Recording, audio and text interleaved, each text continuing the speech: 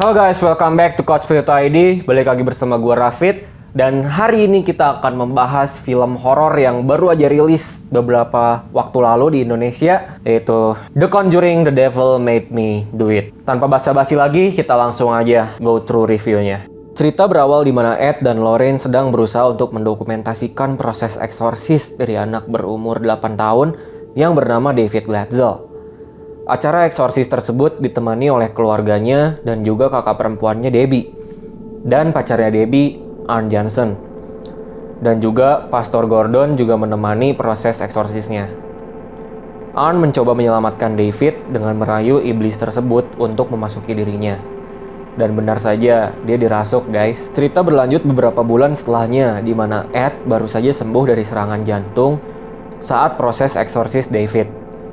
Dia pun sadar bahwa iblis itu bukanlah pergi, melainkan merasuki badan si Arn. Dengan bantuan Ed dan Lorraine, Arn dapat membela di pengadilan dengan tuduhan kasus pembunuhan akibat kerasukan setan.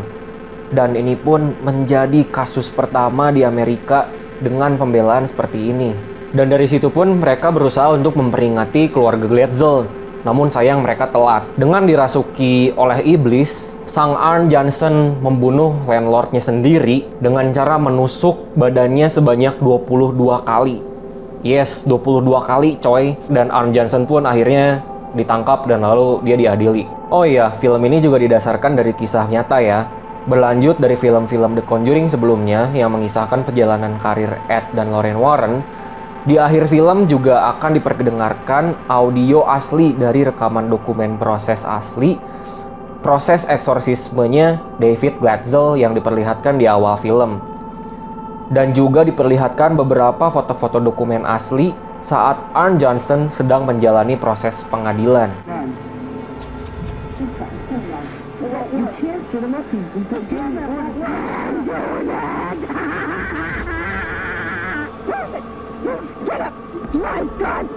Oke, mungkin itu tadi adalah sedikit background plotnya. Dan tapi menurut gue untuk film Conjuring yang kali ini agak sedikit berbeda dari film-film Conjuring sebelumnya, yang dimana film-film Conjuring sebelumnya itu banyak banget berfokus kepada segi eksorsismenya.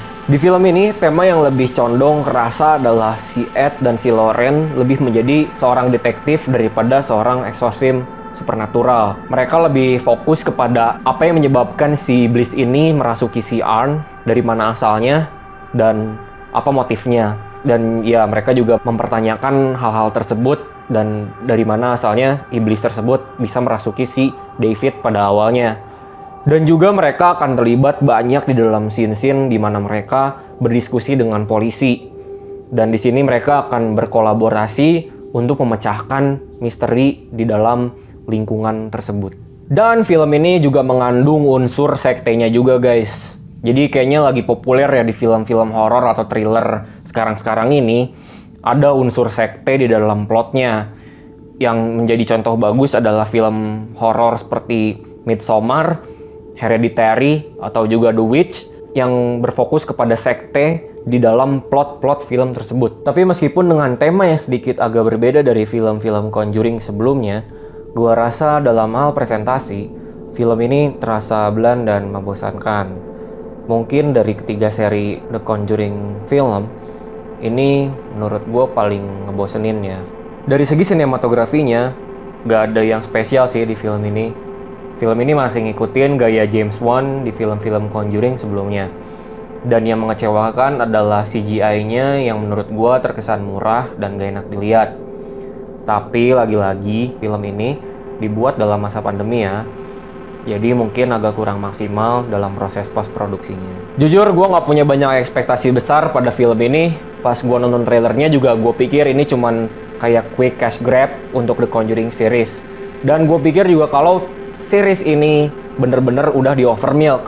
Dan bagi gue kalau series ini terus dilanjutin, mungkin nasibnya bakal sama kayak Fast and Furious franchise, yang terlihat seperti quantity over quality. Final thought dari The Conjuring: The Devil Made Me Do It, gue rasa film ini mempunyai good konsep yang unik dari film-film sebelumnya, namun eksekusi yang kurang matang seperti plotnya yang terasa membosankan, dan juga sinematografi dan CGI-nya yang terasa kurang menarik atau murahan membuat nilai film ini menjadi turun bagi gua.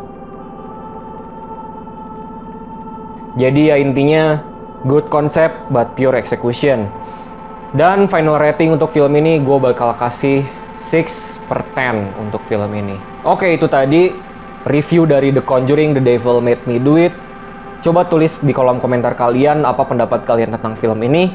Jangan lupa untuk hit that like button, hit like, share, and subscribe channelnya ya. Dan jangan lupa buat follow Instagram kita di coach.potato.id. Dan see you guys later. Bye-bye.